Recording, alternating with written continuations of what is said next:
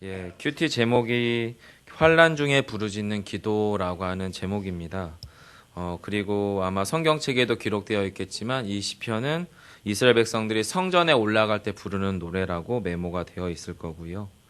실제로 이스라엘 백성들이 당신 여호와의 구원을 기억하는 절기 때 여호와께서 행하신 구원을 찬양하면서 예루살렘 성전을 향해 올라갈 때 부르던 노래 중에 한 편이 바로 요 시편 120편입니다.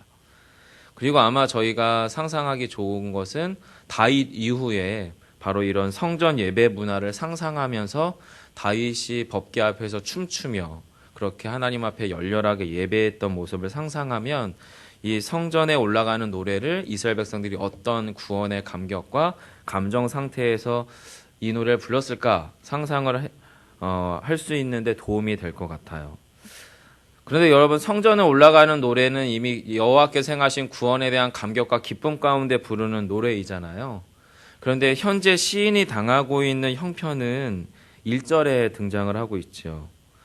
내가 환난 중에 여호와께 부르짖었더니 내게 응답하셨도다. 둘 다 과거형입니다.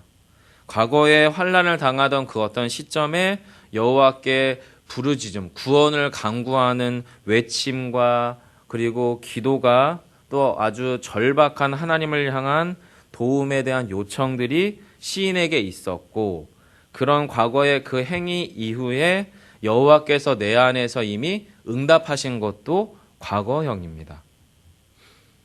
하지만 하나님의 응답은 이미 과거에 행해졌고 과거 어느 시점부터 지금까지 나를 쭉 채워가고 있지만, 시인의 노래를 유심히 읽어나가면 현재 당하는 그 고난은 진행형인 것 같아요. 진행형. 즉 시인의 현재 형편은 어떤 상황이냐면 환난 중에 있었기 때문에 그 가운데서 주님께서 응답하셨음에도 불구하고 어쩌면 그 현재 고난은 진행 중이다라고 하는 거죠. 그래서 여러분, 오늘 우리가 이 시편 안에서 현재 시인이 당하고 있는 환난, 어려움이 어떤 종류의 것인지, 그리고 또 그 환난에 대해서 여호와께서 응답하셨다면 그 응답은 또한 어떤 종류의 것인지 묵상하면 은혜가 있을 줄 압니다. 그러면 오늘 본문에서 어떤 종류의 어려움을 시인이 당하고 있는지를 본문에서 좀 찾아보면 좋을 것 같은데요. 2절입니다.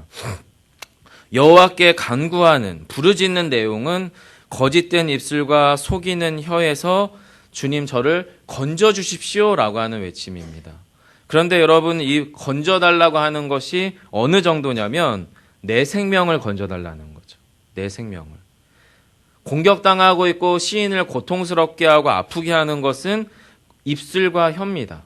거짓된 입술과 속이는 혀예요. 입술에 머물고 있는 그 어떤 것이라는 거예요. 입술에 머물고 있는 그 어떤 것. 근데 그것이 어느 정도냐면 죽을 것 같다는 거죠.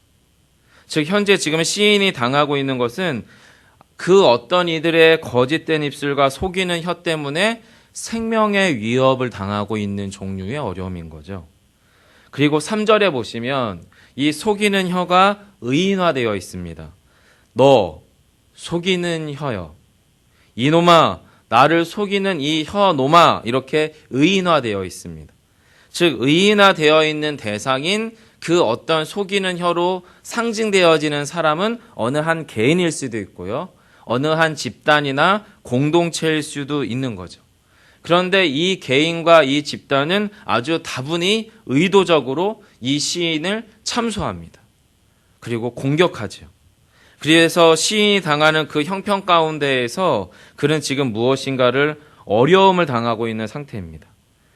그래서 자기 독백을 시인이 하죠. 이렇게 말합니다. 너 속이는 혀여, 내가 너에게 무엇을 주랴?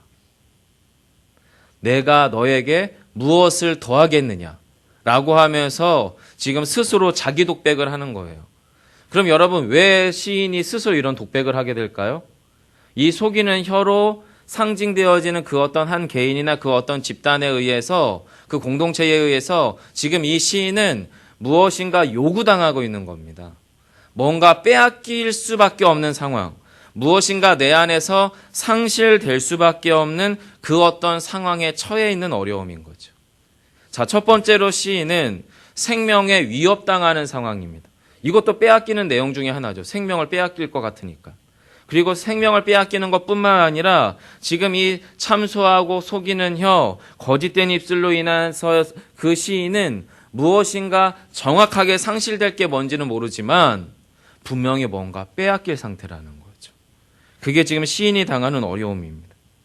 세 번째는 여러분, 이 시인이 당하는 어려움이 단지 머릿속에 또는 가슴 속에만 있는 어려움이 아니라 실제적이고 물리적이고 현실적인 고난이라고 하는 것을 표현해주고 있는 게 5절입니다. 여러분 5절 한번 같이 읽어볼까요? 5절 함께 읽겠습니다. 시작.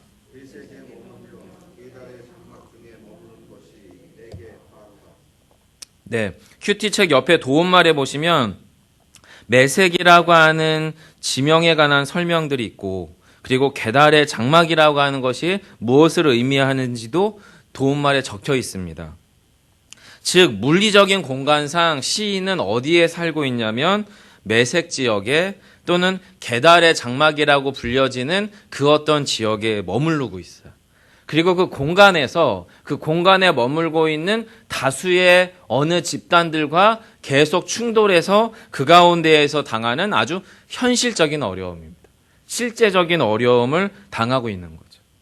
자, 그러면서 이 시인이 뭔가 요구되어지고 상실될 것에 대해서 앞에서 이미 언급을 했잖아요. 그 상실될 게 뭔지 6절하고 7절에 등장합니다.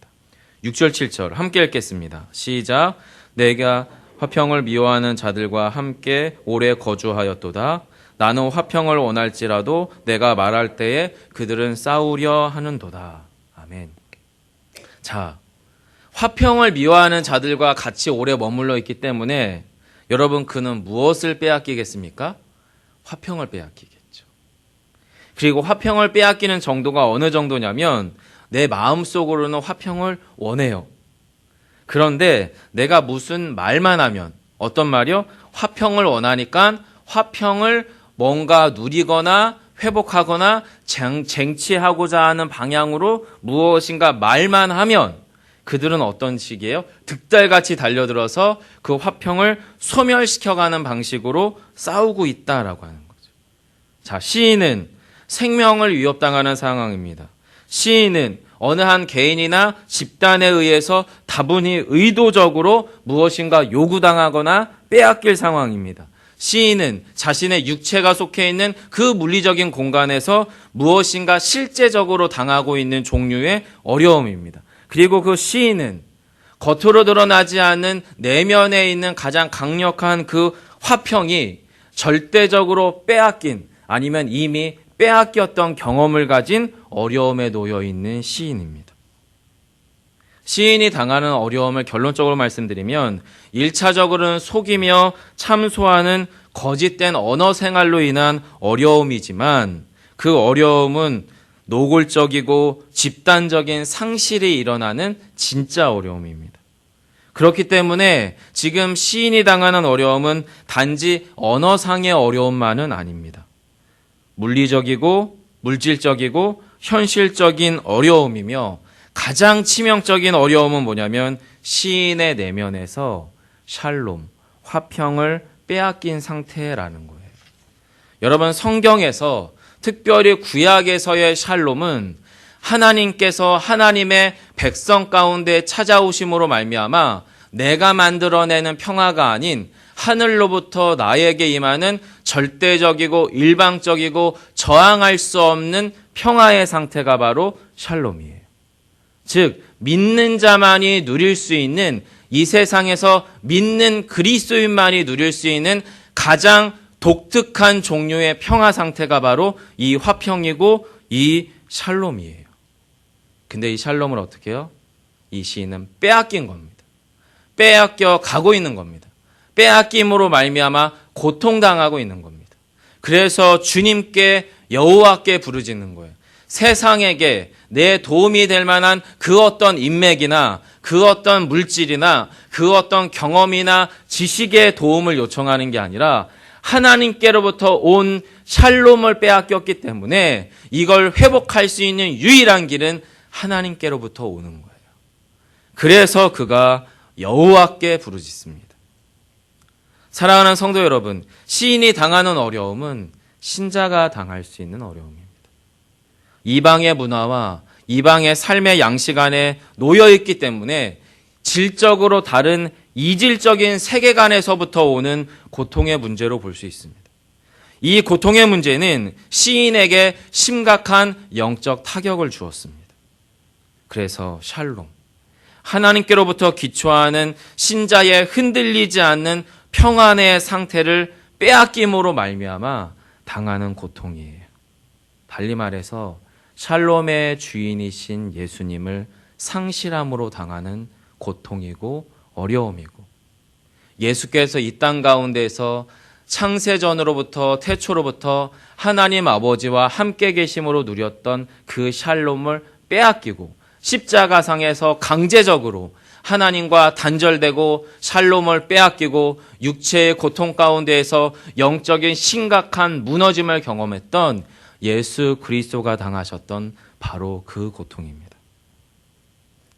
하지만 여러분, 오늘 본문에서 보시면 시간적인 변화가 중요합니다. 시인이 기도하기 전, 부르짖기 전 과거 상황은 7절입니다. 나는 화평을 원할지라도 내가 말할 때에 그들은 싸우려 했던 것이 시인의 과거형입니다. 아무것도 할 수 없었죠. 말만 꺼내도 그 샬롬은 더 상실되니까. 그게 과거입니다. 하지만 시인의 현재는 뭡니까?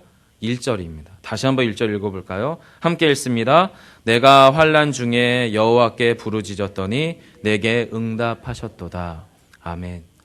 과거에 아무것도 안 하고 아니면 무언가 해보려고 고개만 들면 세상이 이질적 문화가, 불신의 세계가 나의 샬롬을 빼앗아선 그 어떤 공격의 내용들이, 그것이 관계 문제이든 물질의 문제이든 아니면 내 내면에서 일어나는 죄의 유혹으로 인해서 미끄러지는 것이든 그 어떤 것이든 신자 내면에서 그 샬롬을 빼앗아 버리려고 하는 그것이 이제는 어떻게 해요? 잠잠해진 거예요.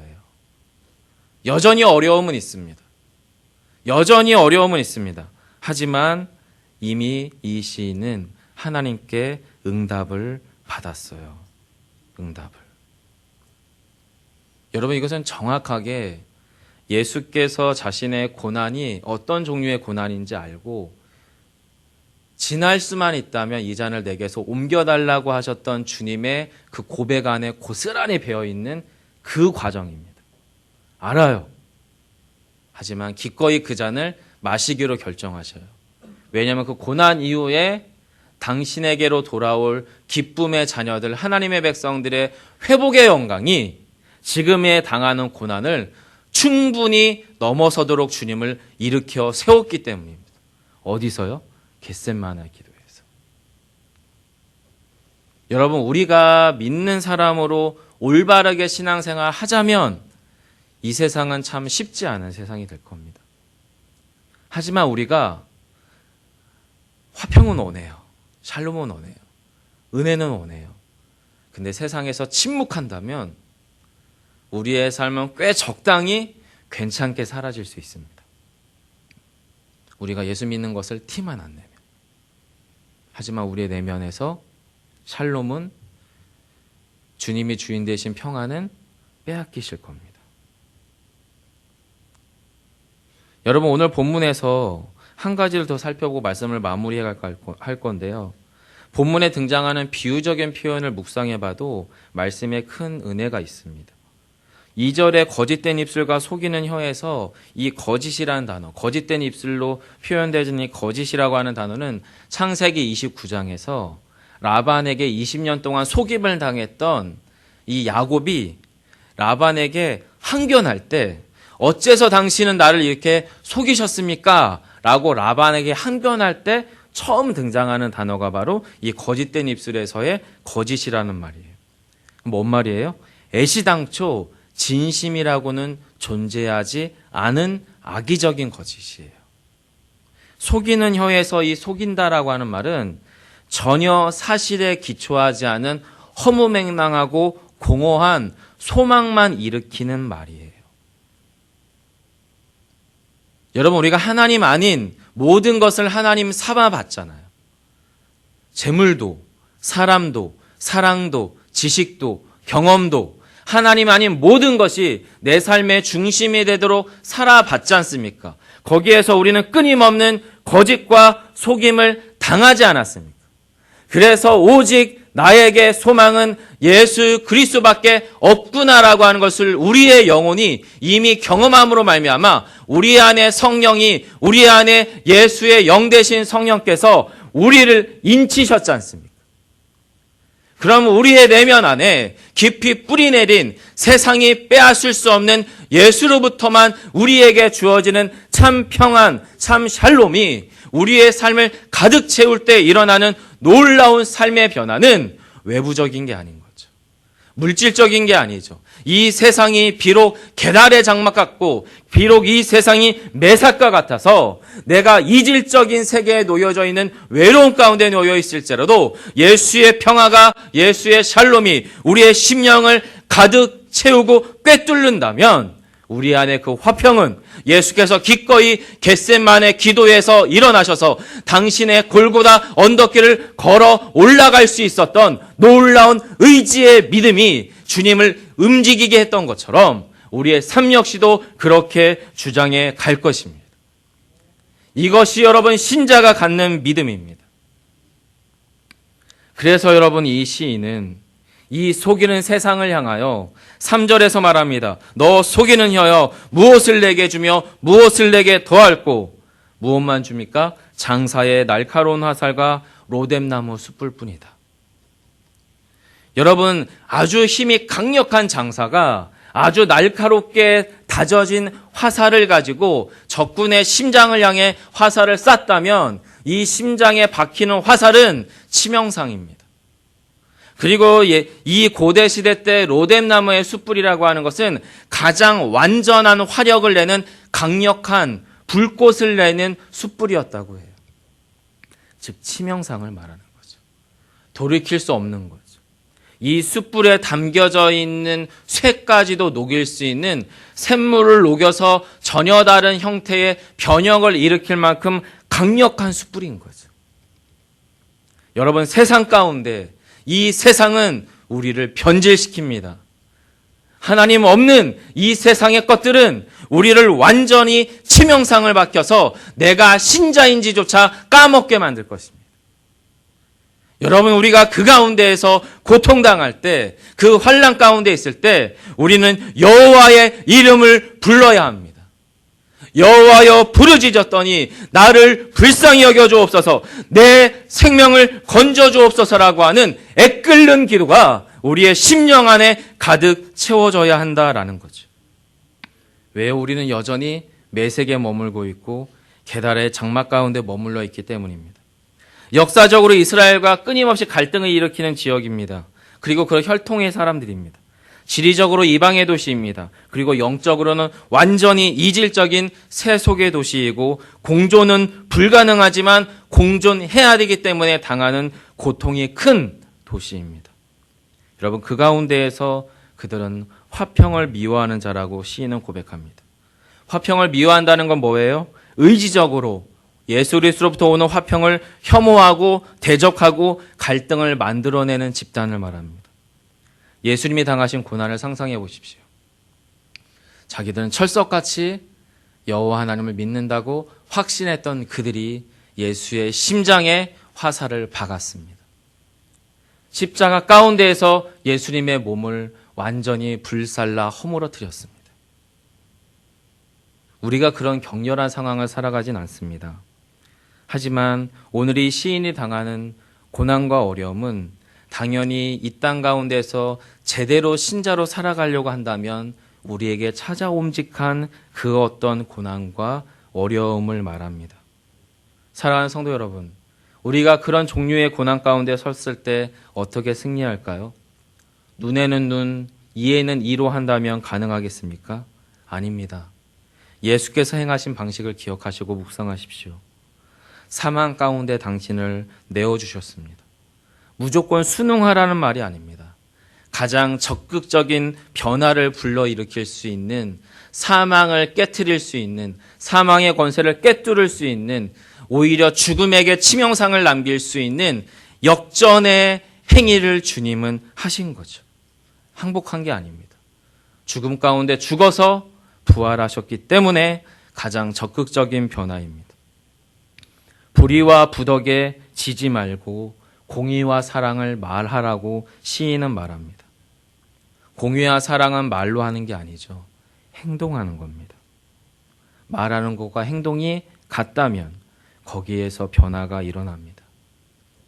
오늘날의 기독교가 저를 포함해서 그리스도인들이 무능력해지는 치명적 이유는 말은 잘하는데 행함이 없는 거죠. 교회가 복음을 말하지만 복음적 삶을 살지 않습니다. 손해보려 하지 않습니다. 희생하려 하지 않습니다. 양보하려 하지 않고요. 죽지 않으려 합니다. 그런데 입으로는 이미 수십 번, 수백 번 죽었습니다. 그곳에서 복음은 복음의 역할을 할 수 없습니다. 왜요? 그 순간 그것은 속이는 혀며 거짓된 입술이기 때문에 그렇습니다. 우리가 그리스도인으로 제대로 살아간다는 것은 중간은 없습니다, 여러분. 차라리 말을 말든지 말했다면 그 말 가운데 살든지 둘 중에 하나입니다. 그 거룩한 부르심 가운데 오늘도 저와 여러분이 부르심을 받았음을 기억하시고 여러분의 가정 공동체가 혹시 계달의 장막 같다면 그곳에서 사랑과 공의를 말하십시오. 여러분의 사업장과 여러분의 삶의 터전이 혹시 정말로 매색 같다면 그곳에서 그리스도인의 삶을 살아가는 거룩한 한 걸음을 걸으십시오. 어렵겠지만 여호와께서 함께 하실 것입니다. 기도하겠습니다. 사랑의 주님, 오늘도 입술로 무엇인가를 말했지만 그 말한 만큼 저의 삶이 살아낼 수 없는 연약하고 부족하고 무능력한 존재임을 고백드립니다. 그리고 이 새벽 시간 젊은 목사의 이야기에 마음을 열고 영으로 반응하는 귀한 믿음의 성도들의 삶 역시도 주님의 은혜가 아니고는 주께 부르짖지 아니하고는 우리가 온전할 수 없음을 고백하는 현장에 있음을 주님께서 아십니다. 주여 우리의 영혼을 다시금 일으켜 세우셔서 오직 하나님께로부터 임하는 샬롬을 빼앗기지 아니하는 오늘 나의 삶의 자리가 되게 하옵소서. 불신의 배우자, 자녀, 불신의 가족들 안에서 공의와 사랑을 말하는 자가 되게 하시고 나의 삶의 터전에서 나를 내어줌으로 그리스도가 사는 삶을 살아갈 수 있는 위대한 결정이 우리의 현실이 되게 하시기를 간절히 소망하오며 예수님 이름으로 기도드립니다. 아멘. 하늘에 계신 우리 아버지여